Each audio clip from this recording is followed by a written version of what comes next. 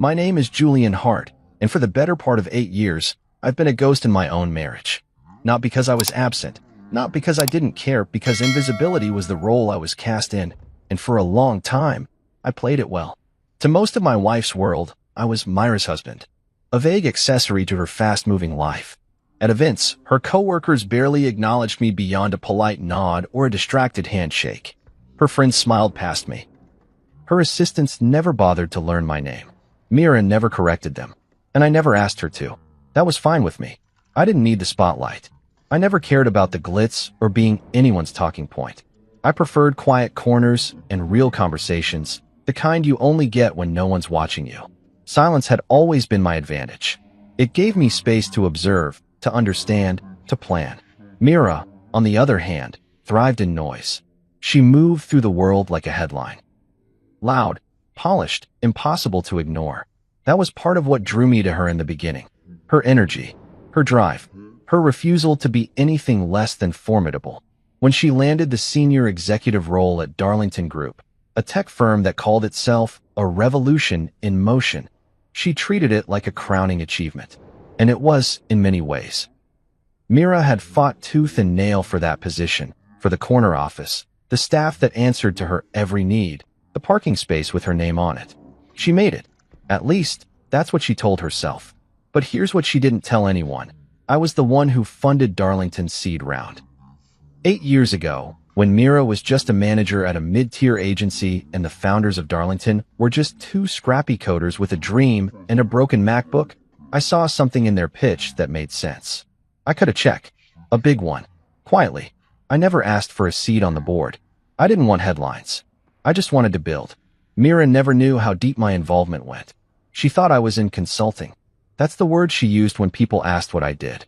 "Oh, Julian?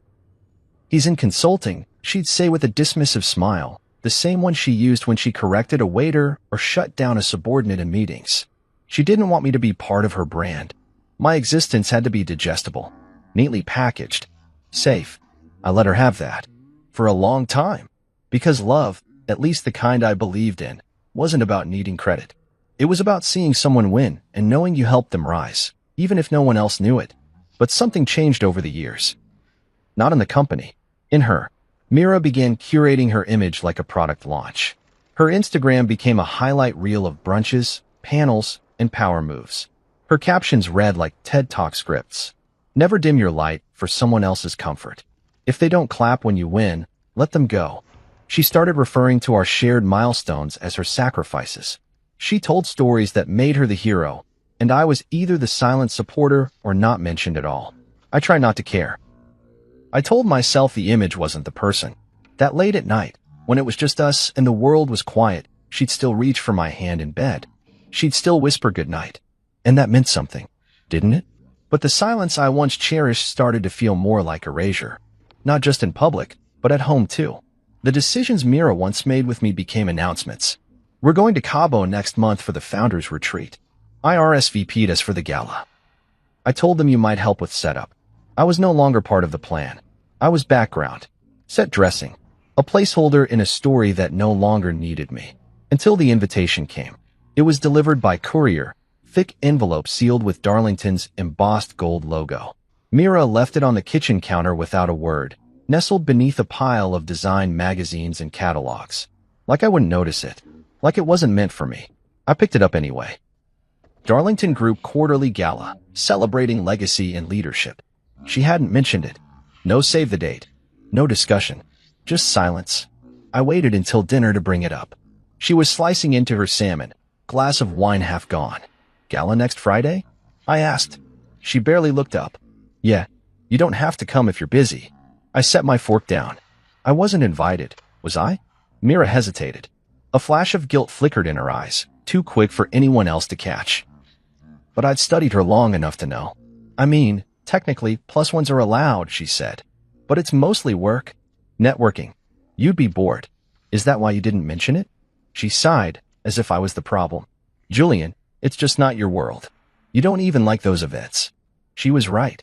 I didn't like being paraded. But that wasn't the point.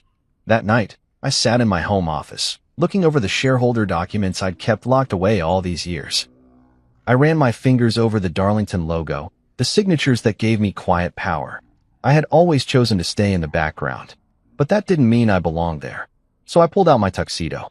I RSVP'd myself as a guest. And for the first time in 8 years, I decided to step into the room, not as Myra's husband, not as a catering volunteer, not as a shadow, as Julian Hart, the man who built it all while no one was watching. And this time, they were going to see me. I stood in front of the full-length mirror in the bedroom, adjusting the cuffs of my black dress shirt, when Mira walked in. She gave me a once-over with eyes that flickered somewhere between surprise and calculation. She hadn't expected me to dress up. I could tell by the way her gaze lingered, slightly too long, like she was trying to decide whether to say something nice or pivot to criticism. "You're actually coming," she said flatly, like the idea had only just become real to her. I said I was. I replied, reaching for the jacket that matched the deep charcoal slacks I'd laid out earlier. "You never withdrew the +1, so I figured I'd claim my spot." She folded her arms and leaned against the doorframe, her expression unreadable. "Well, don't say I didn't warn you. It's not going to be your kind of crowd." "What kind is that?" I asked, looking her straight in the eye. "The kind that talks in acronyms and IPOs. The kind that works 80-hour weeks and takes conference calls during dinner," she said, her tone now clipped. "You don't need to prove anything." I smiled then, not because of what she said, but because she had no idea that her words confirmed everything I'd suspected. She didn't just want me out of the room. She wanted me out of the picture. And that made me even more certain I needed to show up. The gala was at the Hudson Glass House, a venue Mira had always gushed about. She once said if she had known about it earlier, she would have held our wedding there. I remember nodding at the time, sipping my drink, trying not to flinch at the way she erased the place we actually got married, her words, a casual rewrite of history. The venue was all polished chrome and floor-to-ceiling windows. The skyline glimmered behind clusters of sharply dressed professionals. Everyone had perfect posture and expensive cologne. Mira moved through them like she belonged. Air kissing, laughing lightly, her voice a smooth current in the high tide of networking chatter. She didn't introduce me. Not once. At first, I hung back, took in the crowd. I wasn't trying to cause a scene. I wasn't ready to. Not yet. I just wanted to see how deep this theater ran. And Mira? She played her role flawlessly. About 20 minutes in, she looped back to me with a small smirk and said, "Come with me for a sec." I followed her toward a curtained-off hallway. She handed me something folded, dark, and fabric. I opened it. A vest, with the Darlington logo embroidered on the chest. "What's this?" "You said you wanted to come," she said sweetly, brushing non-existent lint off my lapel. "So help out. Just pour drinks or something. At least you'll have something to do." My jaw tensed. I looked down at the vest, then up at her. She wasn't joking. Her smile was tight and smug, like she'd just turned me into an obedient prop in her show. Like she'd found the perfect way to remind me who the night really belonged to. "Seriously? It's either that or sit around awkwardly all night," she said, stepping back and glancing around to make sure no one important saw this moment. "Just blend in." I took the vest, not because I accepted it, but because I knew what was coming, and I wanted to let her believe she was winning just a little longer. I made my way to the bar. The real staff looked at me with some confusion, but I nodded politely and started pouring. Red wine, white wine, a few of the basic cocktails. I knew how to handle a shaker. Years ago, I used to bartend while building my first investment fund. I never forgot the rhythm of it. Ice, pour, stir, smile. Someone spilled a bit of their drink near the corner, and I went over to help mop it. That's when I met Kendra. Myra's work bestie, a sharp-cheeked woman with a voice that could slice through glass. "Oh my God, you're Myra's husband, right?" she said, laughing as I wiped near her shoes. "She said you were in, what was it? Consulting?" "Something like that," I replied, keeping my tone pleasant. "Well, this is adorable," she chuckled, pointing to my vest. "You're really committed to whatever this is." Someone behind her, one of the younger software architects, I think, snorted. "Myra's husband is serving drinks now? Damn, power couple in reverse." I smiled. I actually smiled, because their laughter meant nothing. It was shallow, fleeting, and none of them knew who I was yet. I returned to the bar, kept pouring, kept watching. Every so often, I'd glance over at Mira. She never looked back. She was too busy dazzling. Her boss, Gregory Lang, stood beside her, laughing in that fake cordial way executives do when their futures depend on keeping the right people happy. She leaned into him, whispering something in his ear. They both laughed. I caught enough to know I was the punchline. Honestly, she whispered, not realizing I was close enough to hear. He's lucky to be invited. He doesn't understand my world. Gregory nodded. As long as he keeps you happy. I didn't flinch. Not outwardly, but inside. The fuse had officially been lit. I poured another glass, handed it off, and looked out at the sea of curated perfection. She'd gone so far out of her way to make me invisible, and in doing so, had forgotten the first rule of power. The quiet ones? The ones you underestimate? They're the ones who always know where the exits are. And the locks. I stayed behind that bar longer than I needed to, partly to keep up the illusion, partly because I liked watching the performance unravel without them knowing a thing. I chatted with guests. I let them assume. I kept pouring. Then I checked my watch. It was almost time for the big announcement Mira had been hinting at for weeks. Something about new directions and deep gratitude for their success. And in that moment, I knew exactly how I'd reclaim every inch of space she tried to shrink me out of. I didn't need revenge. I needed revelation. They would all know my name. And not because Mira handed it to them. Because I was about to take back everything, with a smile and a microphone. The night swelled around us like a carefully tuned orchestra. The clink of champagne flutes, the muffled beats of background jazz, the occasional ripple of laughter over industry jargon and six-figure deals. I stood behind the bar, vest still on, hands still moving. If anyone had looked closely, they would have seen how steady they were. I wasn't angry. I wasn't nervous. I was patient, controlled. I'd waited years to be underestimated this thoroughly, to be hidden in plain sight while the people around me performed their self-importance with choreographed precision. At exactly 8:45 p.m., Mira took the stage. Spotlight shifted and landed on her like she was born for them. She walked up to the podium in a sleek, metallic dress, silver with structured shoulders, bold and blinding. People clapped, some even whistled. She smiled that perfect, rehearsed smile. The one that made her look grateful without seeming soft. She tapped the mic twice. Good evening, everyone. I want to thank you all for being here tonight as we celebrate the incredible growth, innovation, and impact we've made at Darlington Group over the last quarter. A few cheers rose from the back. Someone yelled, "Queen Mira," and a wave of laughter followed. She basked in it. Let the praise settle around her like perfume. Then she launched into her speech. She spoke of long nights, strategic partnerships, sleepless weekends, sacrifice. She name-dropped board members, gave shallow praise to mid-level directors.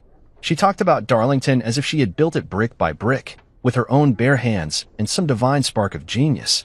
What she didn't mention, not once, was me. Not the investor who took the risk when Darlington was just a slide deck and a dream. Not the man who funded its survival through 3 near failures and 1 painful restructure. Not the partner who stood quietly in the background while she used the front row. I leaned against the side of the bar, arms folded, listening as she said, "Success doesn't happen in silence. It happens in boldness, in courage, in vision." That one stung, but I didn't let it show. The applause swelled as she raised her glass. To all the visionaries in the room, thank you for building this future with me. She toasted the crowd. People mirrored her, clinking glasses with excitement and entitlement. I took a sip from a bottle of water behind the bar. Mira stepped off the stage, clearly pleased with herself. She made her way toward Gregory Lang, her boss, her mentor, and, if the rumors were even half true, her biggest fan. I noticed the way she leaned in again. The way her voice dropped to a conspiratorial whisper, just loud enough for those close by to hear, including me. Honestly, she said with a chuckle, he's lucky to be invited. He doesn't understand my world. Gregory, smug and pink-faced, gave a knowing nod. As long as he keeps you happy. And then Mira turned her head. She saw me. For just a second, her eyes met mine. And in that instant, I saw something flicker in her expression. It wasn't guilt. No, she'd left that emotion behind a long time ago. It was discomfort. The cold realization that I'd heard her. That I wasn't as far away. Or as checked out as she'd hoped. But she didn't flinch. She just gave me a half-smile. The kind people give their doorman when they forget the name. I smiled back. Full. Confident. The kind of smile that says, you just stepped into my office. Gregory turned to raise a glass in my direction. To the man of the hour, he said jokingly, clearly not realizing what he was implying. Nice purse tonight. A few people laughed. Mira laughed too, tight-lipped and sharp. Let's hope he sticks to cocktails and not quarterly reports, she added, just loud enough to sting. I nodded once. Said nothing. Let it sit. It was important they stayed this unaware. The greater the performance, the greater the shock. A younger guy, probably from marketing, wandered up to the bar and nudged me. Hey, man, you're killing it back here. Seriously, best margarita I've had at one of these stuffy things. Are you with a catering agency? I looked at him for a beat too long. You could say that. He nodded, completely missing the undertone. Nice. Well, if you got a card, I'd love to bring you on for some private events. I smiled again, handed him a drink, and said, You'll be hearing from me. 10 more minutes passed. I checked my watch. 9:15, I knew what was coming next. A surprise announcement Mira had hinted at for weeks. Something about deep appreciation for the people behind Darlington's success. The irony made my teeth ache. From the edge of the room, I spotted the event coordinator speaking with a Darlington director. She glanced toward me, toward the bartender, and I saw her nod. Time. I slipped off the vest, folded it neatly, and placed it behind the bar. Then I walked calmly toward the side door that led to the events operations office. I'd already coordinated with the real host weeks ago, through a business associate who owed me a favor. All I had to do was give the signal. The lights dimmed slightly. A single mic illuminated on stage. And just like that, the room shifted again. The MC, a thin man in a velvet jacket, tapped the mic. Ladies and gentlemen, we have a very special announcement this evening. A surprise guest. A man whose quiet investments helped birth what Darlington Group is today. The original believer. The one who funded the dream.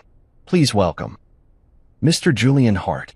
The silence was thick, like the breath before thunder. I stepped out from the shadows. And Mira turned around. Her smile froze. Her hand clutched her glass like it might shatter. Gregory blinked twice. Julian Hart, he repeated, as if trying to match the name to the man he'd seen pouring his drink 30 minutes ago. Mira laughed nervously. Wait, my husband just happens to share the same name, but I was already walking to the stage, already straightening my cufflinks, already halfway to the mic. The MC stepped back. I took the mic in one hand. The lights warmed my face. I looked around the room and let the silence stretch just long enough for people to shift uncomfortably. Thank you for the warm welcome, I said calmly, voice steady. And Mira, thank you for letting me help tonight. It's been illuminating. I smiled gently. The crowd was dead quiet, and that was only the beginning. The silence that followed my words wasn't the stunned kind. It was surgical, heavy, clean, like the room collectively forgot how to blink. Mira stood frozen near Gregory Lang, her eyes darting between me, the microphone, and the branded vest I had left folded at the bar. For a woman who prided herself on controlling every narrative, she looked like someone who just realized the story had been rewritten, without her permission and right under her nose. I let the silence hang a few more seconds, not because I was savoring the discomfort, though part of me was, but because silence has weight, and tonight, I needed every word to land like thunder. I scanned the faces in the crowd. Some looked confused, others amused, and then there were the few who began to realize they'd missed something important. Like Kendra, who now wore a stunned kind of respect, the same way a gambler looks at someone who bluffed and won the pot with a pair of twos. Most of you know Mira Hart, I said, finally continuing, Darlington Group's powerhouse. The face of innovation, the voice of vision, the relentless force behind the company's growth. And she deserves every bit of that recognition. But tonight isn't just about Mira. It's about all the people who built this foundation, those you know, and those you've never seen. I glanced at Gregory Lang. He wasn't smiling anymore. And if I may reintroduce myself, my name is Julian Hart. I'm not just Myra's husband. I was the first investor in Darlington Group. I took a leap before your favorite seed round article hit TechCrunch. 8 years ago, when the pitch deck was made in PowerPoint and the business plan fit on a napkin, I believed. Murmurs swept through the room like wind through dry grass. The kind of noise that's more dangerous than a shout, because it meant the audience was now alive, alert, awake. And Mira? Mira had gone pale. She still had the flute of champagne in her hand, but her fingers gripped it so tightly I was sure it would snap. Gregory took a step forward, his expression attempting a save. "Wait, you Julian Hart? You're that Julian Hart." I gave him a tight nod. "The very one. We've exchanged emails through intermediaries over the years. I never made it to the board meetings because, well, I didn't need a seat to steer a ship I already owned." He opened his mouth, then closed it again. I didn't let him recover. Not yet. I've been content staying behind the curtain, watching this company grow, watching the team evolve, watching Mira shine. But I think it's time for some clarity. Tonight marks a new chapter. I've decided to expand Darlington Group's leadership team, starting with a restructuring process I believe will set us up for the next decade of scale. That was the real bomb. The restructuring. The kind of word that makes executives sweat and mid-level managers check their inboxes the next morning with trembling hands. I looked at Mira then, really looked at her. She was no longer performing. She wasn't posing, smiling, or calculating angles. Her eyes met mine, and behind them, I saw fear. Not of me, but of the truth. She had built an entire world pretending I was a footnote, and now she was realizing I had been the author all along. "I'll be releasing a formal memo tomorrow," I said, lowering the mic just slightly. "But tonight, I just wanted to say thank you. To all of you. And to Mira, thank you for letting me help." The last line was deliberate. I even said it the way she'd said it earlier in the evening, when she tossed me that branded vest like it was a towel for the help. I saw a few faces twitch, a few mouths cover poorly concealed grins. As I stepped off the stage, Mira took a step forward, as if to intercept me. But her heel wobbled slightly, she was rattled, and the glass finally slipped from her hand. It shattered on the marble floor. The sound was sharp, sudden, a punctuation mark. Red wine spilled across her designer heels and spread like a stain she couldn't erase. Gasps rippled through the room. "Mira," Kendra called, moving to help her, but Mira didn't move.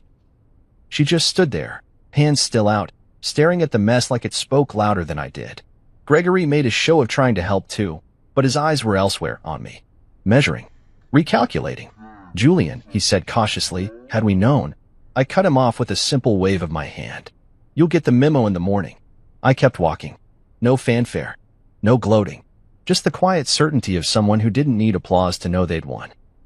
As I passed the bar, the same young guy who'd asked if I catered private events gave me a stunned nod. "Dude, you really undersold yourself." I shrugged. Just blending in. Behind me, the party struggled to reboot. The music stuttered. Someone tried to restart a toast, but the mood had shifted. The illusion had shattered right alongside Myra's glass. Outside, the air was cooler than I remembered. Crisp. Clean. I unbuttoned the jacket I'd worn under the vest and walked toward my car parked a few blocks down. I didn't need a limo or a chauffeur. I needed distance. Perspective. As I slid into the driver's seat, my phone buzzed. A text from Mira. What the hell was that? I didn't reply. Not because I didn't have words, but because for the first time in a long time, silence wasn't something I hid behind. It was a message all its own. There's something fascinating about watching a lie crumble in real time. It doesn't fall all at once like in the movies. No, it buckles at the corners first. Hairline fractures you only notice if you're paying close enough attention, if you've lived in the shadow of the lie long enough to recognize its flaws. That night, Myra's lie cracked wide open the moment that glass slipped from her hand and shattered against the marble floor. The red wine, Merlot, I think he spread slowly across her shoes, her hem, the pristine tile, like a stain blooming in silence. No one rushed to mop it up. No one said a word for what felt like a full minute. Just eyes, all on her, and by extension, on me. I didn't turn back. I didn't gloat or stay to see who would offer her a napkin or awkwardly whisper support into her ear. The moment was over. My message had been delivered, and now the real work would begin. The next morning, I showed up at the Darlington Group offices. Not through the back elevator or a side conference room, but through the front entrance with the name Julian Hart already updated on the building's access panel. The security guard gave me a look like he recognized me, but couldn't place me. I smiled and nodded. "Good morning," I said, heading to the 24th floor. It was 8:32 a.m. Mira usually arrived closer to 9 o'clock. I wanted the first 30 minutes. I wanted the quiet before the office figured out who I was. I walked through the open concept space filled with glass partitions and steel accents, passing assistants who greeted me like I was a new vendor or a very overdressed IT guy. In the executive wing, I found her office. Door closed. blinds drawn, her name still engraved on the brushed metal plate outside. Mira Hart, Executive Vice President. I took a breath, tapped the door once with the back of my knuckles, and entered without waiting for permission. She was there, early for once. Still in the same heels from the night before, but with a blazer thrown over a silk blouse. No makeup. Eyes swollen from a night of unanswered questions in a mirror she likely didn't enjoy facing. "You had no right," she said before I even fully stepped inside. I closed the door gently behind me. "I had every right. You ambushed me." "I corrected the record," I replied, walking toward the desk. I didn't sit. I wanted her to feel the full weight of my presence. "You embarrassed me in front of my team, in front of my boss, in front of the same people you let believe I was a bartender?" Her mouth opened, then closed. She stood, slowly, her hands braced on the edge of the desk like she needed to steady herself. "I didn't mean to. It wasn't supposed to go that far." "No," I said. "It wasn't supposed to go public." Mira turned away, walked to the window like she couldn't handle the way I was looking at her. I used to love watching her when she stood like that, strong back, chin slightly up, like the city was hers to command. But now it looked like someone bracing against the inevitable. "This was my job, Julian. My place. You should have let me handle it." "And what exactly were you handling?"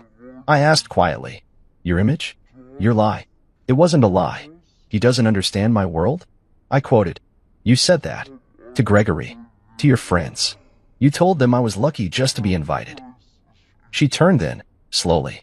Her eyes filled with something I couldn't quite name shame, maybe. Her fury. Sometimes they look the same on someone who's been exposed. "You made me look weak." "No, Mira," I said calmly. "You made me look weak. For years. And I let you. Because I loved you. Because I wanted to see you win, even if I had to lose quietly." She stepped closer. "So what now? You're going to kick me out? Strip everything away? What? Fire me in front of the company?" I reached into my coat and pulled out a sealed envelope. Set it on the desk. "I'm offering you a role in community outreach. Entry level. A chance to rebuild." Her laugh was bitter. "You're demoting me?" "I'm giving you a choice," I said. "You can walk away, or you can stay and learn what it means to build from the ground up, like I did. Like we all had to." She stared at the envelope like it was radioactive. "This is petty." "No," I replied. "This is balance. You were the face of this company, Mira. Now I need someone to be its heart." She shook her head, stepping back like she couldn't believe any of this was real. "You can't be serious. You start Monday." And with that, I turned and walked out. The reaction spread through the building before noon. No memo was needed. Eyes followed me now. Respectful. Curious. The smirks were gone. Even Gregory Lang's assistant sent over a meeting request titled "Private Follow-Up with Mr. Hart." For once, no one laughed when they said my name. Later that evening, I received a call from one of the partners I'd helped recruit during the Series B funding round. He congratulated me, told me how long he'd waited for this shift. "It's poetic," he said. "She kept saying you were in consulting." Well, this is the most brilliant consultation I've ever seen. I hung up and stood in the middle of the foyer at home. Mira wouldn't be coming back there, not the same way. She'd signed the deed over in our early years, back when we were building a future instead of a brand. I walked past the pictures she'd hung, past the awards she displayed, and straight to the wall of family photos. There she was, Mira in Paris, Mira at the launch party, Mira at the ribbon cutting. Center stage in every frame. I didn't take them down. I just replaced the center photo with one of the company's original team. A blurry, grainy image taken in a rented office space, with pizza boxes in the background and joy on our faces. Mira wasn't in it. She hadn't even shown up to that shoot. Said she was too busy working on her own future. And now, she'd finally caught up to it. On Monday, she'd walk into Darlington's main building. No heels. No boardroom. Just a cubicle and a purpose. And for the first time in years, maybe she'd start seeing what she lost while chasing what she thought she needed. The drive back from the office was quiet. I took the long route, not because I wanted more time to think, but because silence had become its own kind of bomb. No podcasts. No music. Just the steady hum of the tires on pavement and the gentle reminder that for once, the world wasn't asking me to rush. Mira had left earlier through a side exit. She didn't want to face anyone else that day, not after our conversation in her office, not after that envelope slid across the desk like a verdict. I didn't blame her, but I didn't feel sorry for her either. The mansion stood still when I pulled into the circular driveway. The lights were off, the curtains drawn. Myra's car was parked out front, like always. But this time, she didn't wait inside with a glass of wine and a strained smile. She sat on the front steps, in that silver blazer from earlier, her heels in her hands, bare feet on the stone. I parked, killed the engine, and just watched her through the windshield for a moment. The powerful executive who once commanded stages and boardrooms now looked like a woman who didn't know which door to walk through. I got out and walked up slowly. She didn't look at me right away, just stared out toward the fountain, the sound of water echoing in the night. "You changed the locks?" she asked quietly. "No," I replied. "Didn't see the need." She looked down at the heels in her lap. "It doesn't feel like mine anymore." "It never was," I said, not cruelly, just honestly. She flinched at that, just slightly. But she didn't argue. "I found the envelope," she said. "The one in the drawer." I nodded. She meant the documents. The deed. The prenup. All the fine print she skimmed when we were younger, when I was just a sweet guy with vision, and she was too busy to care about the legal stuff. "You signed it," I said. "I know." We sat in silence for a moment. The kind of silence that swells with everything that hasn't been said, with years of smiles that masked frustration, with dinners where we chewed our food and bit our tongues. She rubbed her thumb against the heel of her shoe like she was trying to scrub something off it. "Why didn't you ever tell me," she asked, "that you own the house, that you own the company?" I took a breath. "Because you never asked." "That's not fair." I turned to face her. "Isn't it? When's the last time you looked at me without scanning for what didn't match your image? When did you last ask what I was building or what I wanted?" She swallowed hard, eyes shining now in the porch light. "I was trying to become something. I didn't want to be married to someone people pitted. And I didn't want to be married to someone who needed the world more than she needed the truth," I said, standing now. "But we both made our choices." She stood too. "So what now?" "You're kicking me out." "No," I said. "You're free to stay. For now. But not in our bedroom. I'll be in the guest house." She blinked. "You're serious?" I nodded. 30 days. That's what the clause says. That's what you gave me." Her face crumpled, just slightly. "That was never supposed to apply to us. Neither was a marriage where I wore a vest and poured drinks while my wife pretended not to know me." Her eyes filled then, but no tears fell. Mira wasn't one to cry in public. "Even when the public was just me. I wanted you to be proud of me," she whispered. "I just didn't think you'd do it like this." I didn't reply. I stepped past her, unlocked the door, and held it open. She walked in slowly. The house felt different now, colder, like it had inhaled too much truth to go back to pretending. Inside, she paused near the entryway, staring at the large canvas photo we'd hung the year after our honeymoon. Mira on the cliffs in Santorini, arms wide, hair caught in the wind. I wasn't in the frame. She'd said it looked cleaner that way, more timeless. "I've been so scared," she said softly, not facing me, "of losing everything." I set my keys on the table. "Then you should have thought about what everything really meant." She turned to me then, raw and stripped down. "No armor, no makeup, no audience. I don't want to be your enemy, Julian. I don't need you to be," I said. "But I also don't need you to be my ghost." She didn't respond, just walked toward the stairs, heels still in hand, her bare feet making soft thuds on the hardwood. I watched her go. That night, I stayed in the guest house. It was quiet. No footsteps above, no echo of her laugh from the kitchen. I laid on the smaller bed and stared at the ceiling, wondering how a home can stay so still while everything inside it breaks. In the morning, she was already gone when I walked back to grab some files. Her coffee mug sat in the sink, lipstick faint on the rim. A small act of normalcy in a house that no longer had any. I looked around the living room. The throw pillows she obsessed over. The curated stack of books on the table. The candles she never lit. And I realized something. This place was never a home. It was a stage. Now, the show was over. And I was the one holding the script. Mira tried charm first. I knew she would.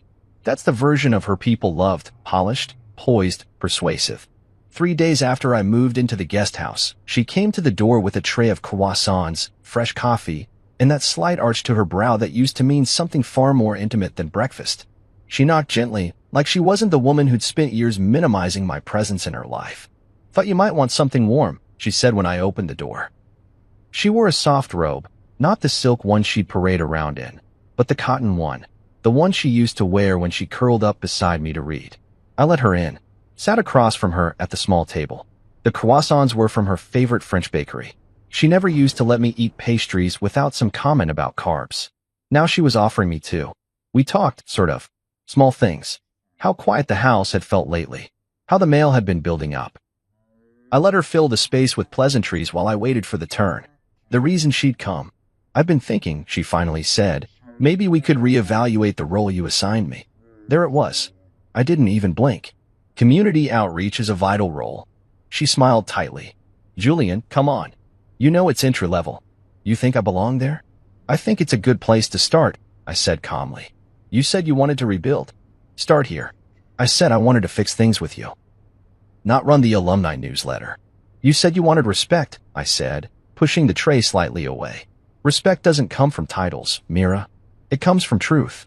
Her mouth hardened, but she stood and nodded, gathering the tray like she hadn't really come for conversation at all. She paused at the door. You think humiliating me makes you strong? No, I said. I think giving you a second chance makes me kind. She didn't come back the next day. Instead, she tried seduction. I came home late from a board dinner and found her in the living room, lights dimmed, wearing the same red dress she wore the night I first told her I loved her. Music played softly. Sam Cooke, one of my favorites.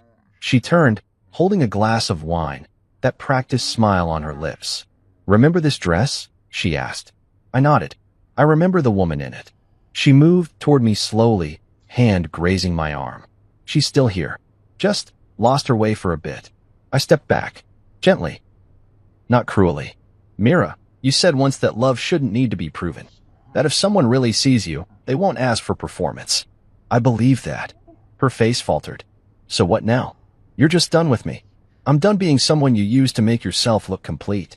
Her expression shattered then, and I saw it for the first time, not the anger, not the pride, but the fear underneath. The version of Mira who wasn't composed or in charge. Just the woman who was terrified that all her image-making had left her standing alone in a house filled with mirrors. She didn't say anything else that night, but 2 days later, the rage arrived. It came sharp, unfiltered, and without ceremony. I was walking into the Darlington building when she caught up to me at the elevator. You made a fool of me, she said, eyes wild. You humiliated me in front of everyone. I let the elevator doors close before I answered. No, Mira. I just stopped shielding you from the reflection. She pointed a finger at me. You wanted to ruin me. Don't pretend this was noble. If I wanted to ruin you, I said slowly, you'd already be out of this company, out of that house, and out of every social circle that still returns your calls. I gave you grace. You just never recognized it. She didn't follow me upstairs. Instead, that afternoon, her nameplate was quietly removed from the boardroom wall. No announcement. No ceremony. Just gone. A few of the staff noticed, whispering about it near the elevators. Kendra, in particular, looked like she didn't know which side to land on anymore. 1 minute, she was gushing over Myra's leadership. The next, she was complimenting my vision in meetings. By the end of the week, Mira reported to a new desk. No window, no assistant, no private lounge access. Just a workstation near the interns, a phone line, and a company email account that no longer auto-forwarded to the executive server. And the photos? That was the final unraveling. Darlington had a wall, what they called the legacy calendar. A row of framed photos showing key milestones, key players. Mira was in 8 of them. Launch parties, press tours, award galas. Always front and center, always mid-laugh, hand on someone's shoulder like she owned the room. I ordered new prints. The design team was quiet when I gave the directive. They didn't ask questions. They just nodded and returned a few hours later with a box. I stood in the hallway myself when they took the old frames down. I held them in my hands. Saw the woman I once loved in every picture. Beautiful, commanding, alone, even when she was surrounded by people. I kept one, the very first one, before the PR makeover, before the tailored speeches. She was smiling genuinely in that photo, head tilted, hair messy, holding a clipboard and laughing at something off camera. I slipped it into a drawer in my office.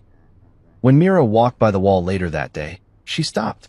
She stared at the new calendar, new faces, new moments. Her absence was loud. She turned slowly and caught my eye through the glass door. She didn't cry. She didn't scream. She just nodded once and kept walking. That night, I stood in the hallway of the house as she packed more boxes. She wasn't rushing, just folding dresses she no longer wore and jewelry she hadn't touched since the gala. She saw me there, leaning on the doorframe. I wanted people to respect me, she said, and I became someone I didn't even respect. I didn't answer. There was nothing to say. She picked up a small velvet box, our wedding bands. She opened it and stared for a moment before closing it again. "Do you still see me, Julian?" she asked. "I always did," I said. "You just stopped seeing yourself." Then I stepped aside. She walked past me, slow and quiet. That night, I slept harder than I had in years. Not because it was easy, but because for the first time, the silence didn't feel like hiding. It felt like healing. Mira didn't leave right away. She lingered like perfume in a closed room, still present, still clinging to the air, but fading more each day.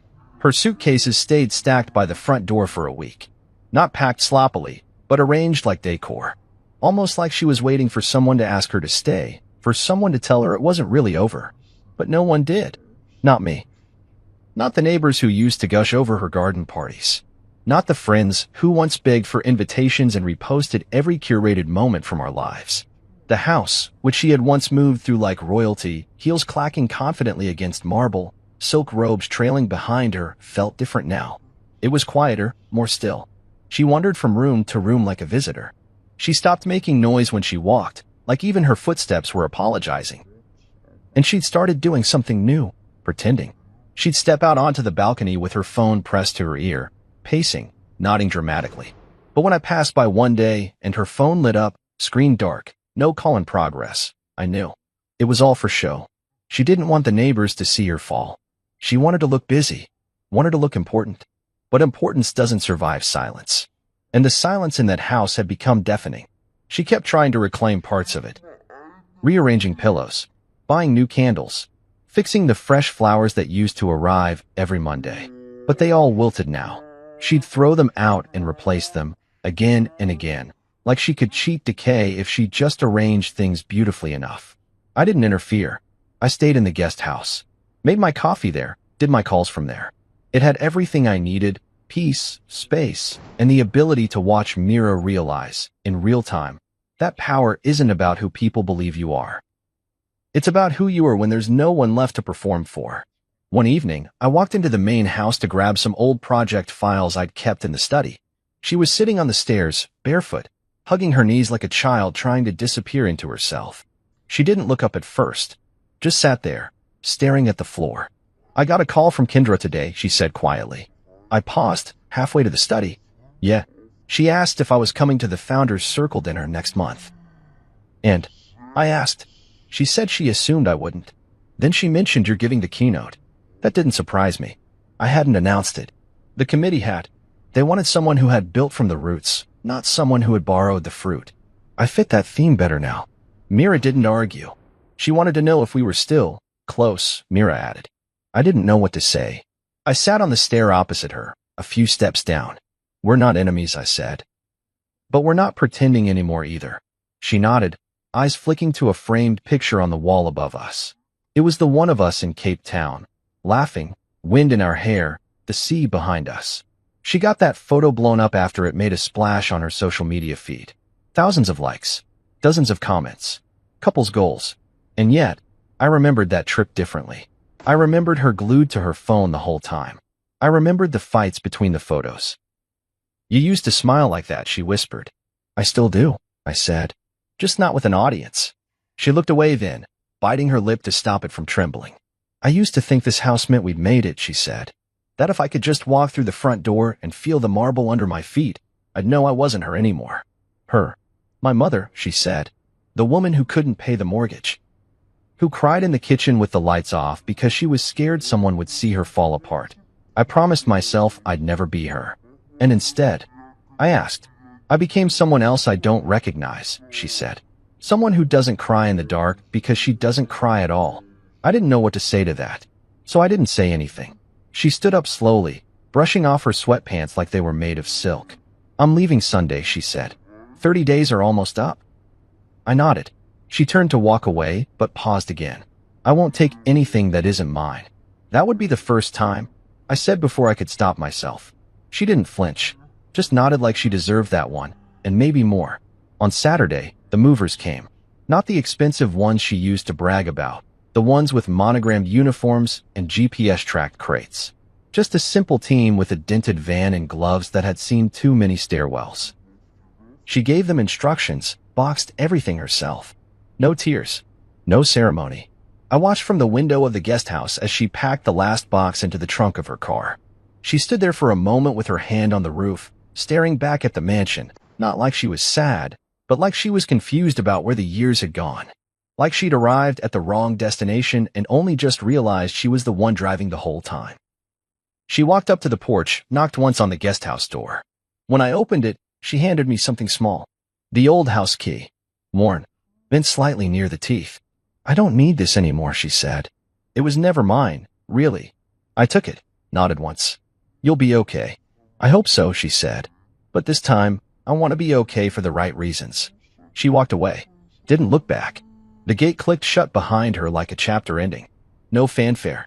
No applause. Just the low growl of her car engine disappearing down the road. That night, I stepped into the main house again. It was still. Furniture untouched. Pillows fluffed. But the air was different. No scent of her perfume. No soft echo of heels on the marble. Just the space. The bones. The foundation. I walked to the wall where she used to tape up her vision boards. There were still faint pieces of old Scotch tape, like ghosts of ambition. I peeled one off and smiled. Maybe she'd come back one day. Not to live, but to visit, different. Whole. Maybe not. But for the first time in years, the house finally felt like mine. And more importantly, so did I. I didn't want to do the interview. Not at first. The producer, a soft-voiced woman named Elise with a talent for timing, reached out 3 times before I finally agreed. Just a conversation, she'd said on the phone. Not a scandal expose. Just your story. I'd laughed when she said that. My story. For years, no one had even asked my name at events unless it was to confirm Myra's husband had parked correctly. But something about the way she said it, the invitation without pressure, stuck with me. And after everything had unfolded, I figured maybe it was time I stopped whispering my truth and said it aloud. We recorded in a small studio tucked away in the city's West End. Nothing flashy, just 2 chairs, a mic between us, and a camera crew that barely made a sound. I wore a plain navy sweater. No tailored suits. No watch flex. I wanted this to feel real. Grounded. Not a performance. Elise started soft. Asked about my background. My early days working odd jobs to save for seed investments. She was good at what she did, listened with intent, steered the conversation gently. And for the first 30 minutes, it was like a dam opened. I talked about building in silence. About risking everything on Darlington when all I had was instinct and an unshakable belief in the product. I talked about the people who told me I was crazy, about the months I lived off canned soup and stretch-thin rent, about how every success Mira claimed as her own had started in my late-night spreadsheets. Then came the part she'd been circling from the start. "And your marriage?" she asked gently. "There's been a lot of talk recently about what went on behind the scenes." I didn't flinch. I took a breath, nodded. "I loved her," I said. "Let's start there. I loved Mira when we had nothing but hope. I loved her through every stage of becoming. Even when she started to disappear behind the version of herself she thought the world wanted." Elise leaned forward slightly. "So why keep everything secret for so long? Your role, your ownership, your influence. Why stay in the shadows?" I looked at the floor, then back up at her.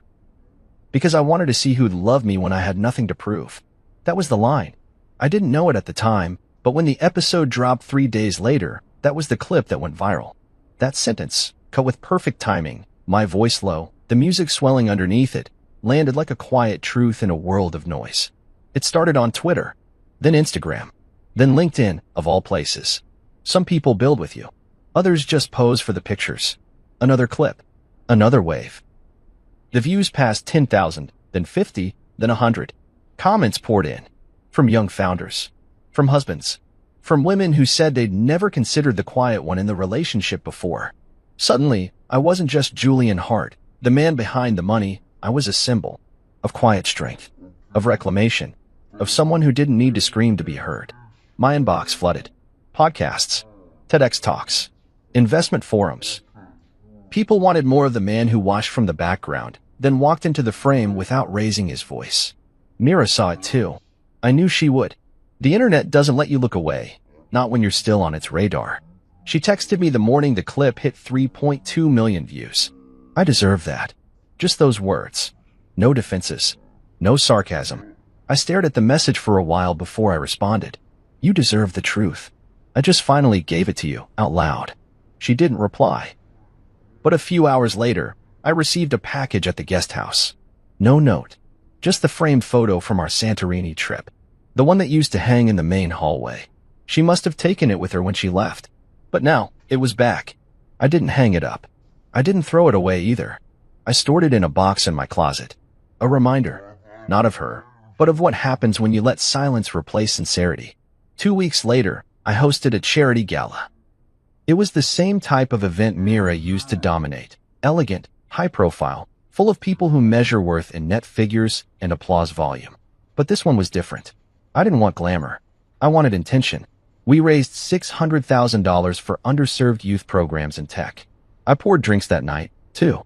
Just for a few minutes. Just for fun. One of the guests, a CFO from a Fortune 500 company, raised a glass and said, "You're the CEO with the steady pour, huh?" I laughed. Something like that. And then someone else said, "You made silence a strategy." But it wasn't a strategy. Not really. It was survival. It was patience. It was knowing that not all storms require thunder. Some just need time. After the event, I stepped out onto the rooftop terrace, the city glittering below. Elise joined me. She smiled, sipping a club soda. "You changed a lot of minds with that interview," she said. "I didn't mean to," I replied. "I just stopped protecting the lie." She nodded. Sometimes that's all it takes. A few feet away, someone was playing a slow jazz set. The kind of music that makes you feel like things might turn out all right, even after everything's fallen apart. And in that moment, I realized something. This peace, this clarity, this ability to stand in a room and feel full without needing to dominate it, that was mine. I had earned it. Not through revenge. Not through dominance. Through presence. Through truth. And finally, through voice. The first Monday after the interview aired, I walked through the front doors of Darlington Group, not with a performance in mind, but with purpose in my chest. There were no flashing cameras or fanfare, just people, employees, interns, executives, who now looked at me a little differently. Not with fear, not with exaggerated admiration, but with the kind of quiet, level respect that lands only after the truth settles into people's bones. I passed by the reception desk. Lisa, the front desk manager, gave me a wide smile and a coffee I hadn't even asked for. "Black. 2 sugars. Right," she said. I nodded, grateful, and continued toward the elevator. On the ride up, a junior product manager leaned in slightly and said, "I saw the clip. The one about silence. My dad sent it to me. Said, this is what integrity looks like." I thanked him without making it awkward. That was the thing now. I didn't need to explain myself. The story had already done that. People finally saw me for who I was, and ironically, it was by not trying to be seen that they noticed. When I stepped off on the executive floor, I passed the conference room where Myra's photo once hung. The new board wall looked clean, honest, balanced. Some of the original staff had been restored to it, faces who'd done the heavy lifting behind the curtain for years without applause. I told the team we were resetting the culture. No more crown chasers, I'd said in the last executive meeting. Only builders. I reached my office and settled into the chair behind the glass desk, the skyline draped behind me like a reward. But I didn't feel victorious.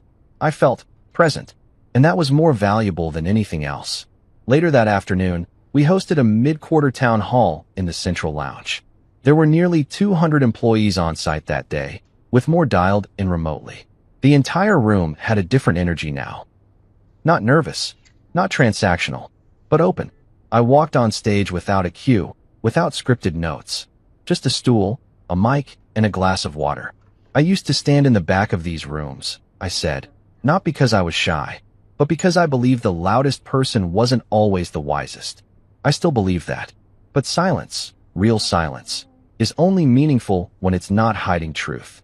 They were still, attentive, not because they feared me, but because they understood the weight of what had happened. The kind of transformation that doesn't come from quarterly results, but from accountability. I won't waste your time with fluff, I continued. We're restructuring how we value people here. Titles will mean less. Execution will mean more. Image will matter less. Integrity more. And every department will have a direct line to leadership. Not through filters. Not through applause. Through substance. I took a breath and smiled. Now, that said, the wine at the holiday party will still be excellent. That got a laugh. A real one. I ended with this. I believe in quiet strength. But let me be clear, if you ever feel unseen in this company, speak. Your voice matters. And if no one listens, come find me. I promise, I will. The applause that followed didn't feel like fanfare. It felt like agreement. Like trust. After the town hall, I wandered into the event prep space where staff were organizing for a charity auction we were sponsoring the next weekend. I picked up a tray, helped move some folding chairs, and cracked a few jokes with the volunteers. They seemed caught off guard at first. The CEO was handing out name tags and adjusting light settings. But I liked it that way. I liked reminding people that leadership doesn't float above, it walks among. That evening, we held a private fundraiser in the rooftop lounge. Only key investors, board members, and a few select guests were invited. I wore a simple black blazer, no tie, no cufflinks. Just a bottle of wine in hand and the easy confidence of a man who no longer had anything to prove. I made the rounds, poured drinks, laughed lightly with the old-school board members who used to mistake me for Myra's assistant. Gregory Lang came up to me midway through, drink in hand, looking unsure whether to smile or stand at attention. "Julian," he said. "That was quite a month." I raised my glass. "Clarity usually is." He chuckled weakly. "I underestimated you." "I know," I said. "That's what made it work." He nodded and walked off. That was enough closure for me.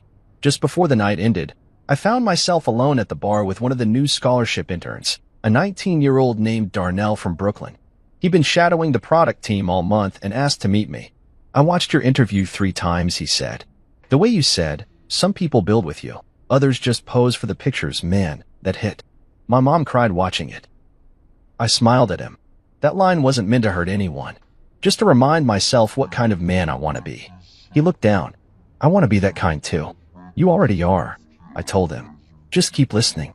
And don't let silence turn into self-erasure." He nodded slowly, then smiled like he'd been handed something bigger than advice. I stayed after everyone else left. Cleared a few glasses. Tossed napkins. The bartender tried to stop me, said, "Mr. Hart, we've got this." But I shook my head and kept wiping the counter, because I remembered what it felt like to pour for a room that laughed at me. And now, I poured for the memory. Not out of revenge. Out of return. Out of full circle. That night, I walked back into my home, my actual home. The air felt different now. Balanced. No tension hiding in the corners. I poured myself a single glass of wine and sat on the back porch, the city lights flickering behind the hedges. I thought about Mira. Not with hate, not even with sadness. Just with clarity. We'd written a long chapter together, but I was writing a new one now. And this one was mine from the first word. I wasn't supposed to be home today. In fact, I wasn't supposed to be home for another week. That's why I didn't tell Sophia I was coming back early. I wanted to surprise her. Something different from the usual phone calls and video chats we had while I was away. I pictured her reaction, the way her face would light up when she saw me standing at the door. She'd throw her arms around me, maybe even cry a little, telling me how much she missed me. That was the plan. Reality, however, had a way of twisting things in ways you never see coming. The drive home was uneventful. The airport had been a breeze for once. No delays, no lost luggage, no traffic jams. It felt like everything was aligning for my perfect surprise. My suitcase sat on the passenger seat, my phone buzzing occasionally with unread messages. I didn't check them. I wanted to be fully present when I stepped through that door. I imagined how it would feel to sleep in my own bed again, to kiss my wife after weeks of being apart. But as I turned onto our street, something felt off. Cars lined the curb in front of my house, more than usual. At first, I thought maybe Sophia had friends over. That wouldn't have been strange, except for the fact that these weren't familiar cars. Some were sleek, expensive, the kind that stood out in our modest neighborhood. Others had baby-themed decorations tied to their side mirrors, tiny blue and pink ribbons fluttering in the breeze. Then I saw it. The front yard was decorated with balloons, pink and blue, tied to the railing, swaying gently with the wind. A huge banner stretched across the porch, the words hitting me like a punch to the gut. "Welcome, our little miracle." My hands tightened on the steering wheel. My first thought wasn't even suspicion. No, my brain was still trying to make sense of it. Our little miracle? Whose little miracle? The house I had left behind looked different. Not physically. The walls were still the same. The garden still trimmed the way I liked it. But the atmosphere had changed. It felt like I was walking into someone else's life. I could hear laughter spilling from inside. Music. The clinking of glasses. A party. For a baby. I pulled over a few houses down, just far enough that no one would see me yet. My hands felt clammy against the leather of the steering wheel, my heartbeat quickening for reasons I couldn't explain. There was no logical reason for this to unsettle me. Maybe it was just a neighbor's event, and the banner was visible from our house. Maybe Sophia had planned a surprise for someone else. Maybe. I turned off the engine and stepped out. The air smelled of freshly cut grass and something sweet. Cake, probably. A celebration. For a second, I considered calling Sophia. But then, I dismissed the idea. I wanted to see it for myself. To understand before I let my mind spiral into places it didn't need to go. I walked toward the house slowly, feeling like an intruder in my own life. The closer I got, the more details I noticed. Through the large living room window, I saw people everywhere. Some familiar faces, some I didn't recognize. They were smiling, drinking, celebrating. But the most striking thing was the way everything looked prepared. The decorations weren't last minute. The gifts stacked near the fireplace weren't a casual gesture. This wasn't something that had just come together overnight. This was planned. My stomach twisted. Still, I hesitated. Maybe there was an explanation. Maybe. Then I noticed something else. The front door. It wasn't shut properly. It was slightly ajar, as if welcoming me inside, or daring me to step in. I took a deep breath and crossed the threshold. The moment I stepped in, the noise hit me full force. Laughter, conversations, the soft melody of background music. No one had noticed me yet, and for a brief moment, I wished it could stay that way, because I could already feel it. Something was wrong. Then I saw her. Sophia. She stood in the center of the living room, radiant, glowing. But it wasn't me she was smiling at. It was him. Jonah. My best friend. And his hands, were gently placed on her swollen belly. The belly I didn't know existed. Everything inside me froze. The conversations in the room faded into background noise. My mother, standing near the kitchen, stiffened when she saw me. She knew. That realization hit me harder than anything else. They all knew. Jonah was saying something about the nursery. Something about how he had been painting it himself. How he and Sophia had picked out the crib together. I felt like I was drowning. My mind struggled to keep up, to process. There was no explanation that made sense. No version of this reality where I was not the fool. Sophia turned her head slightly, mid-laugh, mid-conversation, mid-whatever this was, and then her gaze met mine. She froze. I saw the exact moment her world came crashing down. The moment she realized the lie had collapsed. Jonah, unaware, kept talking, his hand still resting protectively on her stomach. We picked it out together last week. He was smiling, like he hadn't just driven a knife straight through my chest, like he hadn't just ruined my entire life. I didn't even feel my mother grab my arm. I barely registered the way she tried to steer me toward the door. "We weren't expecting you today," she whispered urgently, as if that changed anything. As if me arriving today instead of next week somehow altered the fact that my best friend was standing in my house with his hands on my wife. I yanked my arm away, my voice dangerously low. "Talk about what?" I asked, my words slow and deliberate. "Talk about how my wife is pregnant with my best friend's child?" The room fell silent. Someone turned off the music. Even the air felt still, as if it was waiting. Sophia's face had gone pale. Jonah's hands finally dropped from her belly, but it was too late. I had already seen it all. This wasn't a misunderstanding. This wasn't a surprise meant for me. This was betrayal. A perfectly orchestrated, long-kept betrayal. And now, everyone was just waiting to see what I would do next. Silence. That was the first thing that filled the room after my words sliced through the celebration like a knife. The laughter stopped. The clinking of glasses halted. Conversations died mid-sentence. All eyes were on me. My mother-in-law, Marissa, who had been rubbing Sophia's stomach just moments before, pulled her hand away as if it had been burned. My father, Gregory, who had been drinking quietly in the corner, wouldn't meet my eyes. And Sophia, my wife, my partner, the woman I had built a life with, stood frozen in place. Her lips parted, but no words came out. Jonah's hands finally dropped from her belly. I saw him stiffen, his body language shifting from relaxed to rigid, like a man who had just been caught red-handed. Because he had been. Sophia was the first to react. "Noah, please," she whispered. I can explain." Explain? She wanted to explain? Like there was an explanation in this world that could make this okay? I clenched my jaw so hard I thought my teeth might crack. My hands were fists at my sides, my breathing heavy, measured, controlled, barely. "Go on," I said, my voice disturbingly calm. "I'd love to hear it." No one spoke. The weight of my words hung in the air, pressing down on every person in that room. Jonah, who had always been quick with his words, always had a smooth answer for everything, stood there like a guilty coward. The man who had once been my closest friend now looked like he wanted the ground to swallow him whole. And my mother? Oh, my mother. She was still trying to do damage control, trying to fix what couldn't be fixed. "Noah, let's step outside," she urged, her voice soft, her grip on my arm tightening. "This isn't the time." I ripped my arm from her grasp. "This isn't the time?" I repeated, my voice rising slightly. "When would have been the right time, Mom? When the baby was born? When my best friend's kid started calling me Uncle Noah?" My father shifted uncomfortably, still not looking at me. He had known, and he had said nothing. I let out a bitter laugh, shaking my head. "You knew, didn't you?" I asked him. His silence was my answer. The rage inside me burned hotter. I turned back to Sophia. She looked like she was on the verge of tears, but I didn't care. She didn't get to cry. Not when I had spent months working overseas, busting my ass, thinking I was building a future for us, while she was doing this. "Tell me, Sophia," I said slowly, enunciating each word.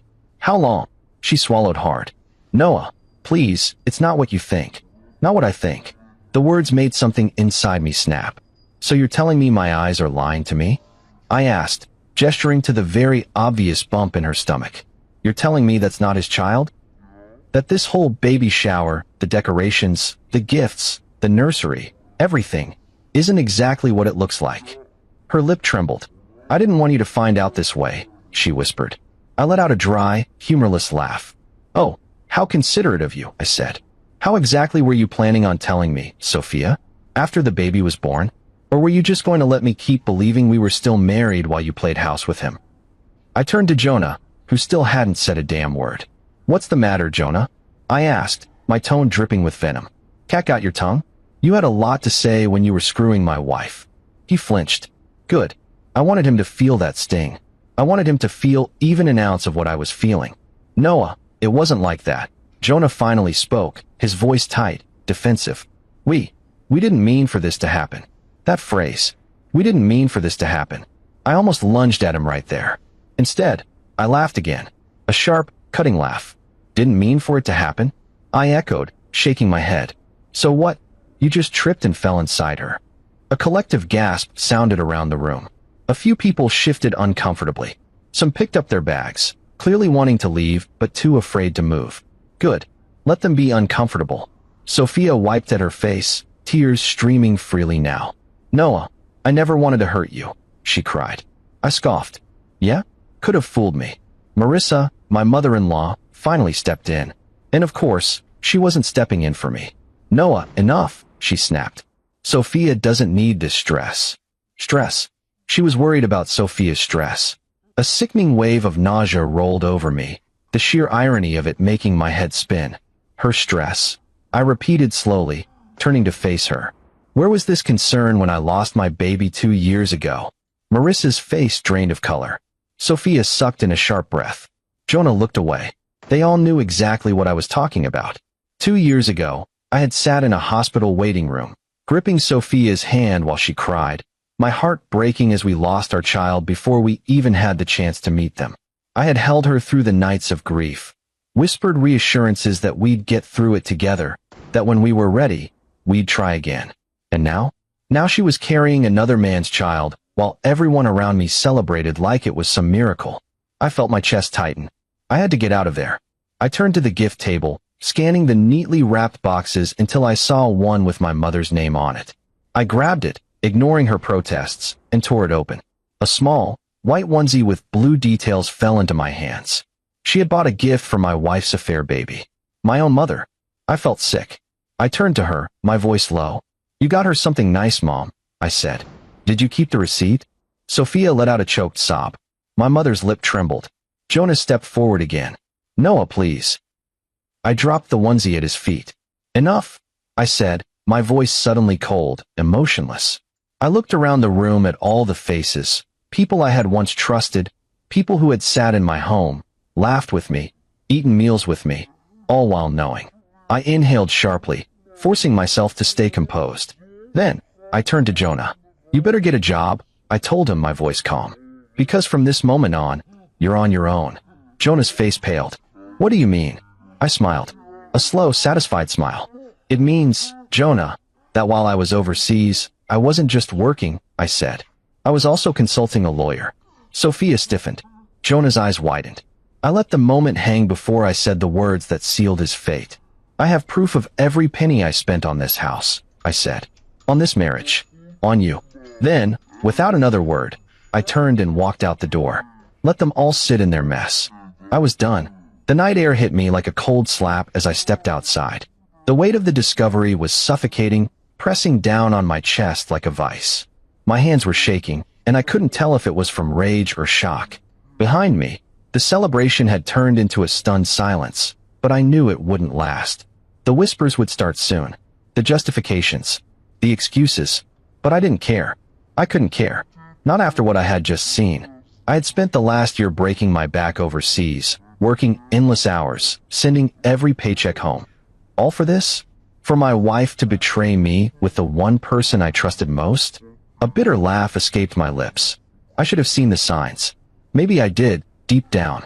Maybe that's why I never told Sophia I was coming home early. Because somewhere inside me, I had suspected. But nothing could have prepared me for this. Before I could take another step toward my car, the front door swung open behind me. "Noah, wait." Sophia's voice. I kept walking. She hurried down the steps, the soft thud of her flats against the pavement barely audible over the sound of my blood pounding in my ears. "Please," she begged. Just talk to me. Talk."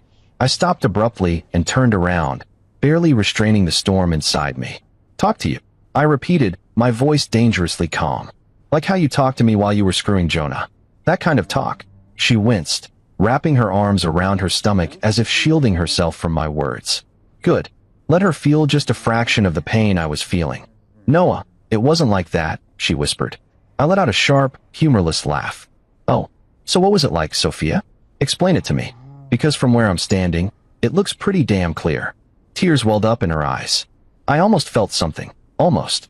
But then I remembered everything. The late-night calls where she told me she missed me. The video chats where she smiled, saying she couldn't wait for me to come home. The messages where she told me she loved me. All lies.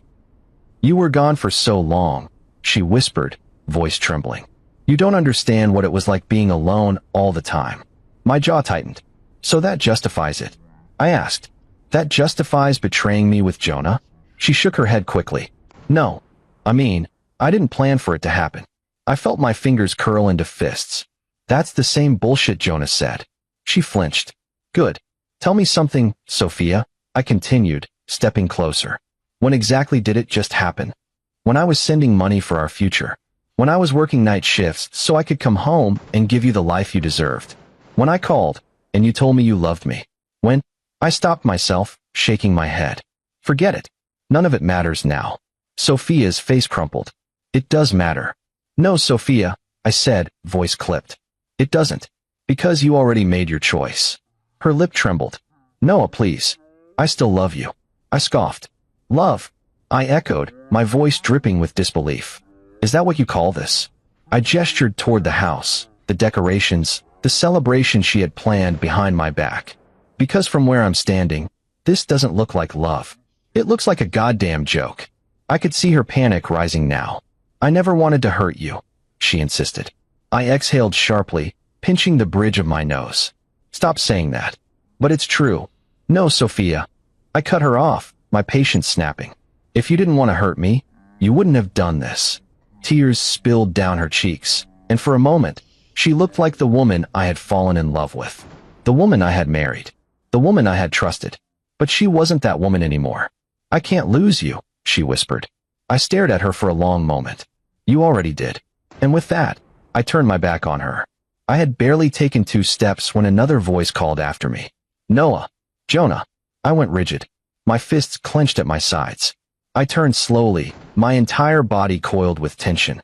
Jonah stood in the doorway, looking guilty as hell. His usual confidence, the cocky smirk he always wore, was gone.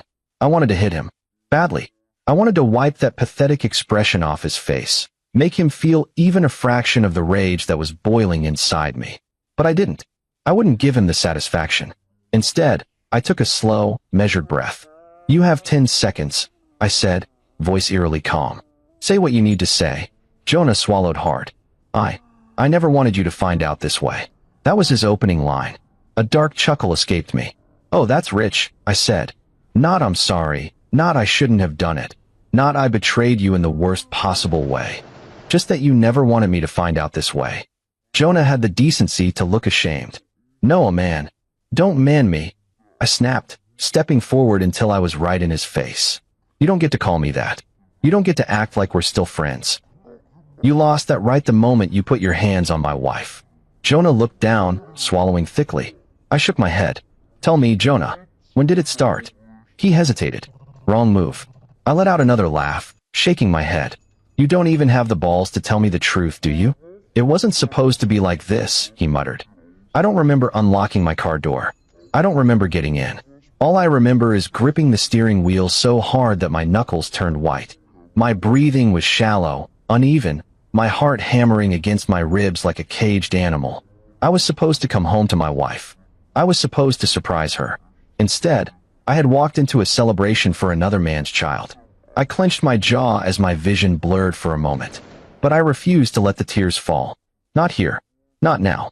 I turned the key in the ignition, the engine roaring to life. My hands were still shaking, my entire body stiff with the weight of betrayal, but I didn't care. I needed to get the hell away from this place. From them. From the house I had built. The house I had paid for. The house that had become a stage for the greatest humiliation of my life. As I pulled away from the curb, I caught a glimpse of them through my rearview mirror. Sophia, standing frozen in the driveway. Jonah, looking lost, confused, terrified. My mother, whispering furiously to my father. Marissa, still holding the banner like some kind of twisted joke. I swallowed the bitter taste in my mouth and floored the gas pedal. I didn't know where I was going. I just knew I couldn't be there. I drove aimlessly, my mind replaying every moment of the past few months. The late-night calls. The "I miss you" messages. The lies. Had she been with him when she texted me those things? Had she laughed with him, whispered to him in the dark, while I sat in some hotel room on the other side of the world, thinking I was making sacrifices for us? A humorless chuckle escaped me. God, I was a fool. I gritted my teeth, gripping the wheel tighter. The anger in my chest burned like acid, searing through every rational thought I had left. I should have seen it coming. The signs had been there, small, almost imperceptible shifts in her behavior. The way she started hesitating before answering my calls. The way she sometimes took a second too long to respond to my messages. The way she no longer sounded lonely when I told her I missed her. And Jonah, my best friend, the man I trusted more than anyone. I had known him for years. He had been the first person I called when I got the job offer overseas. He had been the one telling me how proud he was, how he'd look after Sophia while I was gone. How stupid could I have been? I pressed the gas pedal harder. The city lights blurred past me. I needed somewhere to think, somewhere to breathe. I ended up at a cheap roadside motel, the neon sign flickering like a dying heartbeat. It wasn't home, but at least it was far away from that house. The receptionist barely glanced at me as I slid my card across the counter. She handed me the key, and I took the stairs 2 at a time, desperate to be alone. The second the door shut behind me, the weight of everything finally crashed down on me. I barely made it to the bed before I collapsed onto it. And that's when I finally broke. I pressed my palms into my face as a sound tore from my throat. Something raw, something ugly. I wasn't crying. Not in the way most people cry. No. This was different. This was years of sacrifice, trust, and love collapsing in on itself. This was grief, not for a person, but for a life that never really existed. My chest heaved as I lay there, staring at the ceiling, trying to wrap my head around the fact that my marriage was over, that everything I thought I was building was gone, that I had been reduced to nothing more than an afterthought in my own home. I rolled onto my side, my hand clenching into a fist. No, I wouldn't let them have the satisfaction of breaking me. I wouldn't let them win. The next morning, I woke up feeling like I had been hit by a truck. My body ached from tension, my eyes burned from exhaustion, but my mind was clear, and I knew exactly what I had to do. I grabbed my phone and scrolled through my contacts until I found the number. My lawyer. I hit dial. Noah, came the groggy voice on the other end. It's early. What's up? I want to start the process today, I said firmly. There was a pause. The divorce. Property division. Everything. He let out a low whistle. Damn. That bad. I exhaled sharply, running a hand over my jaw. Worse. A rustling sound. Papers shifting. All right. We'll file first thing Monday. I assume you want this handled aggressively. I smiled grimly. Oh, I want it handled so aggressively that Jonah will wish he never met her. The first text came that afternoon. Sophia, Noah, please talk to me. I know you're hurt, but we need to discuss this. I didn't respond. The next one came an hour later. Jonah, man, I know you're mad. I get it. But can we at least have a conversation? I stared at the screen, my fingers hovering over the keyboard. Then I locked my phone and tossed it onto the bed. I wasn't playing their game. Let them squirm. The following day, I had coffee at a small cafe near the motel. The world outside kept turning, as if my life hadn't just been ripped apart. People laughed, couples held hands, parents fed their kids. Life moved on, and I would too. I took a slow sip of my coffee, feeling the beginnings of something foreign creeping into my chest. Relief. For the first time in years, I wasn't obligated to hold everything together. I wasn't breaking my back trying to make someone else happy. I was free, and that thought, it was the first thing that made me truly smile. That night, I finally sent a response. To Jonah. 2 words. Talk to my lawyer. And with that, I turned off my phone. No more explanations. No more chances. No more Noah, please. I had given them everything. And now, I was taking everything back. 5. The legal battle begins. The weight of everything didn't hit me all at once. It came in waves, some small, barely noticeable, others so overwhelming that I could barely breathe. But amidst all of it, one thing remained clear. I was done. The betrayal had already happened. The damage was already done. Now, it was about taking back control. I spent the next morning sitting in my motel room, staring at my phone, waiting for my lawyer to call. At exactly 9 a.m., my phone buzzed. Noah, we're good to go. I leaned back against the headboard, gripping the phone tighter. Walk me through it. We're filing today. The house is in your name, and all financial contributions are documented under you. Jonah has no legal claim to it. I exhaled slowly. And Sophia? She'll have the right to contest, but given the circumstances, it won't hold up. We're filing for an uncontested divorce, and with the financial records we have, she won't be able to touch a dime of your money. If she fights it, we can take it to court, but honestly, she won't win. I let that sink in. My entire marriage, reduced to legal terms and financial evidence. It was ironic, really. I had built everything for us, for a future, and now, the only thing that mattered was how fast I could dismantle it. What about my accounts? I asked. Already in motion. We're securing your assets and freezing joint ones. A bitter smile tugged at my lips. Jonah thought he had won, that he had taken something from me, but he had no idea what was coming. The first signs of panic. The messages started flooding in that afternoon. First, Sophia. Sophia, Noah, I know you're angry, but can we talk? I didn't want this to happen this way. I ignored it. An hour later, another one. Sophia, please, just one conversation. You don't have to do this. Don't have to do this. She was acting as if she hadn't ripped our marriage apart. As if I was the one choosing to end things, rather than reacting to the mess she had created. Then came Jonah. Jonah, man, I messed up. I get it. But let's not go nuclear, all right? We can figure this out. Figure this out? The audacity. He had already figured it out when he decided to betray me. When he stood in my house, at my wife's side, preparing for a child that wasn't mine. I locked my phone. I wasn't playing their game. By the next morning, Sophia must have gotten the first set of documents. Because the next time she texted, it was different. Sophia, you filed for divorce. I didn't answer. Sophia, Noah, please, let's talk before this goes too far. I stared at the message, waiting for the familiar ache, the instinct to fix things. But it never came. Instead, I texted my lawyer. Me, make sure she understands Jonah gets nothing. His response was almost immediate. Lawyer, trust me, she'll understand soon. I was sitting in a cafe when my phone started ringing. I glanced down. Sophia. For a moment, I considered answering. Maybe there was a part of me that wanted to hear her beg, to hear her try and justify the unjustifiable. Then I hit decline. 10 seconds later, another call. This time, Marissa. I let it ring out. A minute later, a message. Marissa. Noah, I raised my daughter better than this, and I won't justify her actions. But don't you think you're being a little extreme? Extreme. I closed my eyes, shaking my head. That was exactly the problem. They didn't think I was serious. They thought I was just reacting, that eventually, I'd forgive and everything would return to normal. They thought wrong. 2 days later, my lawyer sent me an update. Jonah had been served. That same night, a message popped up. Jonah, man, come on. This is insane. You're freezing me out of the house. I smirked. Me, yes. He called. I let it go to voicemail. Then, another text. Jonah, where am I supposed to go? I stared at the screen. A dark satisfaction curled inside me. Me, not my problem. By the end of the week, everything had begun to unravel for them. Sophia wasn't just losing a husband. She was losing financial stability. Jonah wasn't just losing his best friend. He was losing the free ride he'd been enjoying for years. And I was finally taking back everything they thought they could steal. I had spent months thinking I was making sacrifices for my family. I had spent years believing I was building something solid.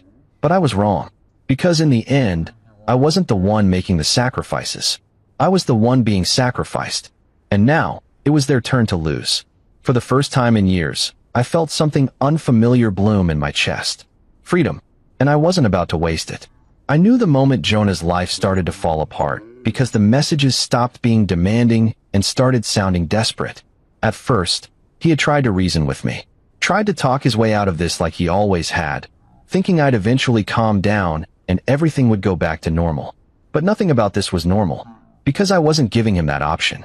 By the time the reality of the legal situation settled in, Jonah was out of tricks. His first real panic message came late at night. Jonah, Noah, man, can we talk? Please. Just 5 minutes. I didn't reply. He tried again the next day. Jonah, look, I get it. You're angry. You have every right to be. But you're freezing me out of everything. I don't even have a place to stay. I read the message, took a sip of my coffee, and set my phone back down. He had a place to stay. Marissa's couch. It wasn't my problem. Word spread fast. I knew it was only a matter of time before people started realizing that Jonah, who had once strutted around with confidence, always acting like he had life figured out, was suddenly in serious trouble. Some mutual friends tried reaching out to me. Eli, dude, are you sure you want to do this? He's crashing with Sophia's mom. That's got to be humiliating. I smirked. Me good. Eli hesitated before responding. Eli, man, you're really not going to let this go, huh? Let it go? I leaned back in my chair, staring at the message. They acted like this was a petty argument. Like Jonah had borrowed my car without asking instead of destroying my entire life. Me. Would you let it go if your best friend screwed your wife and then threw a baby shower for their kid in your house? He didn't respond after that. Exactly. The moment I cut off access to the house and joint finances, Jonah must have thought he could just figure something out. Except, he never had to figure things out before, because I was always the responsible one. Jonah was the guy who floated through life, always landing on his feet because someone else, me, usually, was there to catch him. But now, I had pulled the safety net, and he was free falling. My lawyer confirmed that the mortgage had been entirely covered by me, which meant that Jonah had no legal right to the house. And since he had no job, no income, and no real way to contribute financially, he was left scrambling, which led to the next inevitable breakdown. I was grabbing lunch at a cafe near my motel when I felt a presence hover near my table. I looked up. Jonah. He looked rough. His eyes were shadowed with exhaustion, his hair a mess, his usual confident posture replaced with slumped shoulders. He looked like a man who had lost everything. And he had. "Noah," he said, voice lower than I'd ever heard it. "Can I sit?" I sipped my coffee slowly, letting him stew for a second before I gestured at the chair across from me. He sank into it, rubbing his hands together like he was trying to warm them up. He hesitated, swallowing hard. "I know I messed up." I said nothing. He shifted in his seat, uncomfortable with my silence. "Man, you gotta believe me. I never wanted this to happen." I tilted my head slightly. "You mean you never wanted me to find out?" His lips pressed into a thin line. I let out a humorless chuckle. "Tell me something, Jonah. What exactly were you planning? Were you just gonna let me keep paying for everything while you played house with my wife?" His gaze dropped to the table. I leaned in slightly. "You thought I'd be the fool forever, didn't you?" He exhaled sharply. "I didn't think." "No, you didn't." I cut him off. "You didn't think about me. You didn't think about the consequences. You thought you could take everything and not pay the price." His jaw clenched. "Noah, please," he finally said. I don't have anywhere else to go." I stared at him. Jonah, the man who had stood in my house, rubbing my wife's stomach while talking about their baby, was now sitting in front of me, begging. For a second, I just watched him. Then I took a slow sip of my coffee, savoring the taste, and set the cup down. "That's not my problem," I said. His eyes snapped up to mine. His panic was real now. "Noah." I cut him off again. "I have nothing left to say to you, Jonah. Whatever sympathy you think I have." I leaned back in my chair. "It doesn't exist." He swallowed hard, desperation flickering across his face. "You don't have to do this." I smiled. "Oh, but I do." I pushed my chair back, tossing a few bills on the table, and stood up. Jonah blinked up at me. "That's it." I nodded. "That's it." Then I turned and walked out. And I didn't look back. Days passed. Then came the eviction notice. Jonah hadn't been able to keep up with the mounting costs. He had no real job, no way to sustain the house without me. And just like that, the place that had been my prison became his downfall. I showed up the day they were forcing him out. Boxes were scattered on the front lawn. Sophia stood to the side, clutching her belly, looking pale and exhausted. And Jonah? Jonah was arguing with the officer handling the eviction. "You don't understand," he snapped. "I live here." The officer shook his head. "Not anymore." Jonah's head whipped around at the sound of my footsteps. The moment he saw me, his expression twisted into pure hatred. "You did this," he snarled. I shrugged. "No, Jonah. You did this." His hands clenched into fists. "You just want to see me suffer, don't you?" I smiled slightly, meeting his gaze. "Yes." He let out a low, frustrated sound, running his hands through his hair. "Where the hell am I supposed to go?" I glanced at Sophia. "Maybe your baby mama has a solution." She flinched. Jonah turned to her, waiting for an answer. She said nothing. Jonah's face crumpled. Even she wasn't going to save him. The officer stepped forward. "You need to leave the property now." Jonah turned back to me, his expression shifting from rage to something I hadn't seen before. Fear. "Noah," he tried again, voice quieter now. "Man, please." I didn't say a word. I just watched as the reality set in. Jonah, the man who had stolen everything from me, was now left with nothing. And it was his turn to walk away. He grabbed a box, his shoulders slumped, and started down the street. And for the first time since this all began, I finally felt free. Jonah didn't bounce back. I knew that because, despite cutting off all communication, word still reached me. Friends, real ones, kept me updated, sometimes out of concern, sometimes because they just wanted to see how I'd react. Each new piece of information was a reminder that karma had finally caught up with him. And I enjoyed every second of it. Jonah had been staying at Marissa's house, which was barely an upgrade from sleeping in his car. I heard he tried getting a job, failed. He tried couch hopping, burned too many bridges. Even people who had once liked him, who had supported him, started pulling away. Why? Because no one respects a man who destroys his best friend's life and still ends up with nothing. It was poetic justice, really. Sophia wasn't faring much better.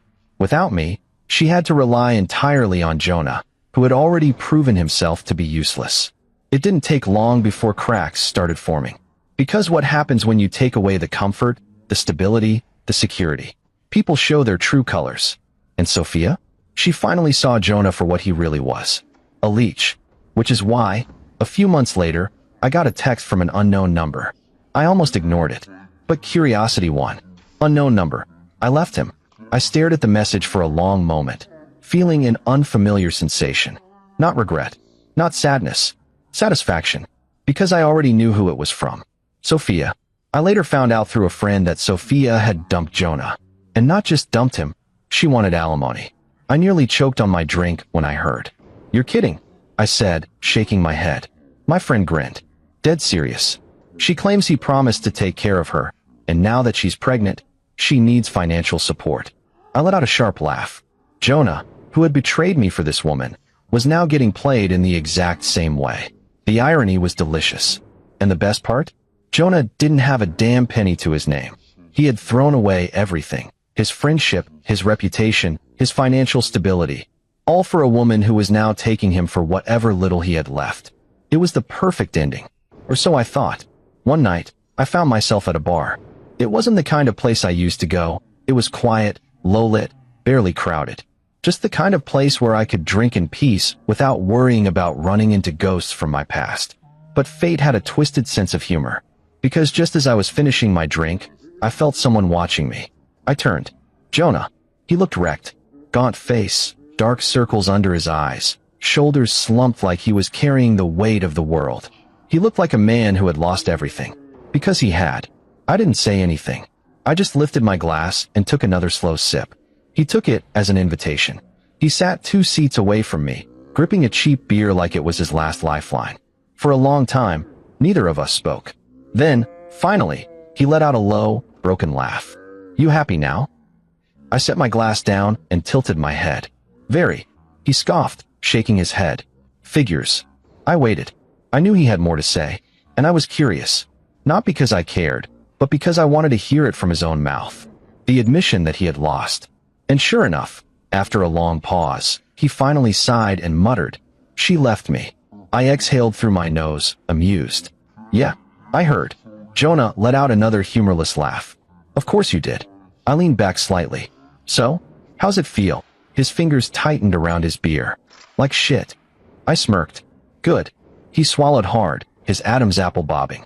"I never thought she'd do that to me." I raised a brow. "Oh, really? You thought she was different?" Jonah hesitated. I leaned forward slightly, my voice calm but cutting. "Tell me, Jonah, how did your great love fall apart so quickly?"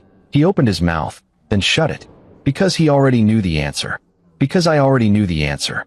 Because Sophia only wanted him when he was convenient. When he had something to offer. When he was stealing someone else's stability. But the moment he became a liability, she threw him away. Just like he did to me. And now? Now he was drowning. "Noah," he finally said, his voice quiet. I held up a hand. "Don't." He swallowed hard. "Man, No." He blinked. I shook my head. "Whatever you were about to say, save it. I don't want your apology. I don't need your regret. And I sure as hell don't want to hear your excuses." His jaw clenched. I smirked. "Look on the bright side," I said. "You and Sophia got what you wanted. You don't have to feel guilty anymore." Jonah let out a sharp breath. "That's not funny." I shrugged. "It kind of is." He stared at his drink, eyes unfocused. "I lost everything, man." I lifted my glass in a mock toast. "Cheers to that." He looked at me then, his expression raw, broken, and for the first time, I saw it. True regret. Not just because of where he was now, but because of where he could have been. Because if he hadn't thrown it all away, if he hadn't betrayed me, his life would still be comfortable. But he had made his choice. And now? Now, he had to live with it. I finished my drink and set the empty glass down. Then, without another word, I stood up and walked out. I never looked back. Because Jonah was nothing more than a lesson learned. And I was finally free. Jonah tried to contest his own divorce, failed. Sophia drained him for everything he had left, which wasn't much. And me? I moved on. I cut ties with everyone who had betrayed me. I bought a new place. One that had no memories, no ghosts, no reminders of a life that had once felt real. And the final, sweetest justice? Months later, Jonah tried to reach out again. One last desperate attempt. He sent a message. "Jonah, Noah, I need help." I stared at the text for a long moment. Then I deleted it. Without answering. Because Jonah was dead to me. And I had never felt more alive. There's a moment after every storm where everything feels too quiet. Like the world is holding its breath, waiting to see what comes next. That's what life felt like in the months after I burned everything to the ground. For the first time in years, I had no obligations. No wife to worry about. No best friend to look out for. No family breathing down my neck, telling me to forgive. It was just me, and I was finally free. I distanced myself from everyone connected to my past. The so-called friends who had known about the affair and said nothing. The family members who had tried to guilt me into staying married, like I owed Sophia something. Even my own mother, who had bought a damn gift for Jonah and Sophia's child. I was done with all of them. The only people I kept in my life were the ones who had stood by me. The ones who had called out the betrayal before I even saw it coming. And honestly, my circle was a hell of a lot smaller now. But that was fine. Because for the first time in a long time, I wasn't surrounded by snakes. I sold the house. Not out of necessity. Financially, I was fine. But I didn't want to live in the same walls where my marriage had died. I bought a new apartment, sleek and modern, with a view of the city skyline. No memories. No ghosts. I furnished it the way I wanted. No more debating over paint colors. No more compromising on furniture Sophia liked. It was my space, and it felt right. For the first time in years, I could breathe. I should have known it wasn't over. Because people like Sophia, they don't just let go. Her first desperate attempt came through a message. Sophia, Noah, I know I hurt you. But can we at least talk? Just once. I didn't respond. She tried again. Sophia, I miss you. Please, just one conversation. Miss me? She had spent months sneaking around with Jonah. She had thrown away our marriage for him. And now that her perfect life had crumbled, she wanted to come crawling back? Pathetic. She must have finally realized I wasn't taking the bait, because the next message? It was a voice note. I debated whether to play it. Then, out of sheer morbid curiosity, I hit play. Her voice came through, shaky and tired. Noah, I know you hate me, and I deserve that.